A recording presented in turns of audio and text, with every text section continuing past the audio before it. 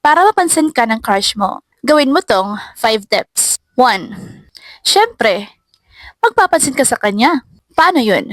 Magpakita ka sa paningin niya ng madalas. Kailangan na makita ka niya palagi o madalas para maging familiar siya sa'yo o sa mukha mo. Pero gawin mong natural lang yung mga kilos mo. Yung di halata na padaan-daan ka dyan para mapansin ka niya, uupo ka malapit sa kanya. O kaya kapag magkasalubong kayo, patiin mo siya. Sabihin mo ng, "Hi Glizel," sabay smile. At mapapaisip na siya kung bakit kilala mo siya. Kasi ang totoo, mas nagiging kaakit-akit ka sa kanya kung mas nagiging familiar siya sa'yo. 2. Gumawa ka ng mga excuses, favor, o tulong sa kanya para makalapit ka. Paano? Kung lalaki ka, mag-isip ka kung paano ka nga ba maka-offer ng help sa kanya. O di kaya, mag-isip ka ng mga questions na pwede mong itanong sa kanya na sure ka na makakasagot siya. Kahit alam mo naman talaga kung ano yung sagot. Halimbawa, pwede mo siyang sabihan ng, "Joy, pwede pa-explain naman itong lesson sa to.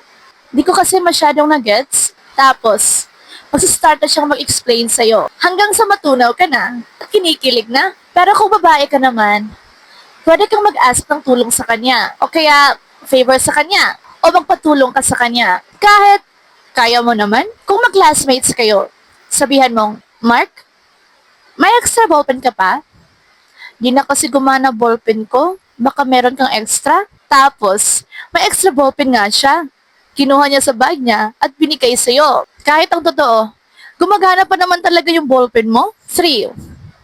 Magpakitang gilas ka kung saan ka magaling. O yung mga hilig o passion mo para mapansin ka niya. So paano? Kung lalaki ka at magaling kang mag-basketball, mag-swimming, mag-boxing, o kung ano-ano pa yung hilig mo, ipakita mo para mapansin ka ng crush mo. At kung babae ka naman, kung magaling kang kumanta, sumayaw, mag-volleyball, o kung pang beauty queen yung ganda mo, ipakita mo yan, girl.